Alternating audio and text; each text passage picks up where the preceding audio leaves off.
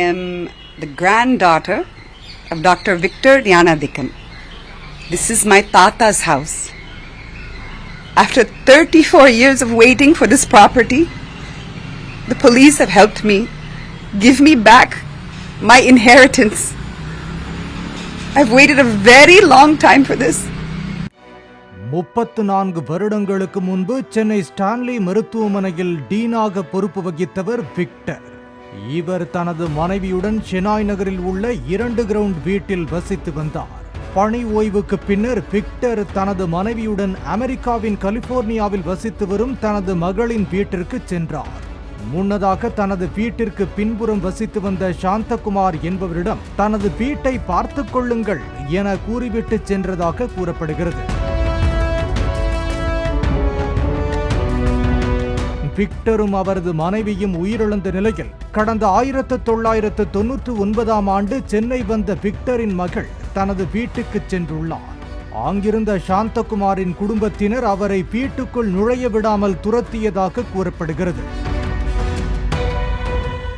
இதையடுத்து தனது பூர்வீக வீட்டை மீட்க இயலாமல் ஏமாற்றத்துடன் சென்ற அவர் தனது பெயரில் இருந்த அந்த வீட்டை தனது மகள் தீபா பெயருக்கு மாற்றி கொடுத்துள்ளார். அதன் பின்னர் பல ஆண்டுகளாக அவர்கள் இந்தியா வரும்போதெல்லாம் அந்த வீட்டை மீட்க மேற்கொண்ட முயற்சிகள் தோல்வியடைந்துள்ளன. இந்த நிலையில் கடந்த 10ஆம் தேதி தனது பூர்வீக வீட்டுக்கு சென்ற தீபா அங்கு பல தவறான செயல்களில் சமூக விரோதிகள் ஈடுபடுவதைக் கண்டு வேதனை அடைந்தார். சாந்தகுமாரின் பேரன் என சொல்லிக்கொண்டு அந்த வீட்டை ஆக்கிரமித்திருந்த தினேஷ் என்பவர் தன்னை நாய்களை ஏவி கடிக்க விட்டதாக சென்னை காவல் ஆணையர் அலுவலகத்தில் கடந்த 27ஆம் தேதி புகார் அளித்த தீபா வீடு தனக்கு சொந்தமானது என்பதற்கான ஆவணங்கள் மற்றும் புகைப்பட ஆதாரங்களையும் வழங்கினார்.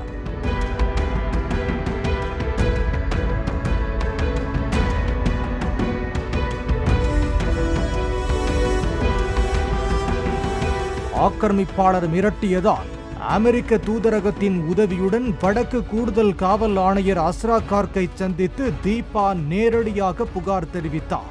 இதனைத் தொடர்ந்து போலீசார் விரைவான நடவடிக்கை மேற்கொண்டனர். வீட்டில் போலீசார் ஆய்வு செய்த போது தீபாவிற்கு சொந்தமான பொருட்களை அகற்றிவிட்டு தனது வசதிக்கேற்ப வீட்டை மாற்றியிருந்தது தெரிய வந்தது.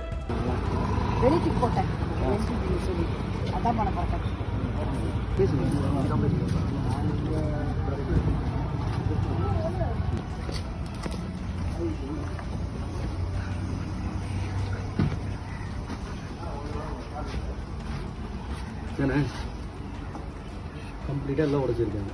ஆமா, இது ஏன் ஜாமா இங்க பாருங்க எப்படி போட்டுருக்காங்க இங்க. அப்படியே எடுங்க. இது எல்லாம் என்னடா? அம்மா எல்லாம் எப்படி ரூம் போடுங்க. போலீஸ் வர சொல்லுங்க. இங்க போட்டுருக்காங்க இங்க சாமான. போலீசாரின் எச்சரிக்கையை தொடர்ந்து வீட்டை ஆக்கிரமித்திருந்த தினேஷ் வீட்டின் சாவியை தீபாவிடம் ஒப்படைத்துவிட்டு வெளியேறினார்.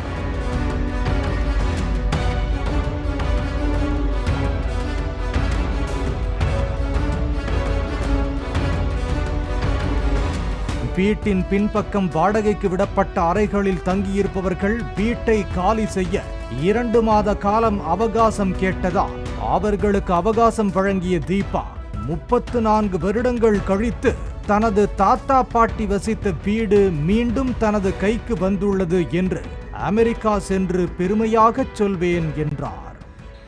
இப்போ நான் வீட்டுக்கு போய் நான் எல்லார்கிட்ட சொல்ல போறேன். 34 இயர்ஸ்க்கு அப்புறம் எல்லாம் ஃபினிஷ்ட். போலீஸ் எனக்காக ஃபைட் பண்ணாங்க, எனக்கு கேஸ் பிலீவ் பண்ணாங்க. இந்த வழக்கில் வீடு தொடர்பான முழுமையான ஆவணங்கள் தன்னிடம் இருந்த நிலையில் வீட்டை ஆக்கிரமித்திருந்த தினேஷிடம் எந்த ஒரு ஆவணமும் இல்லாததால் போலீசார் எளிதாக அவரை வீட்டில் இருந்து வெளியேற்றியதாக தீபா தெரிவித்தார்.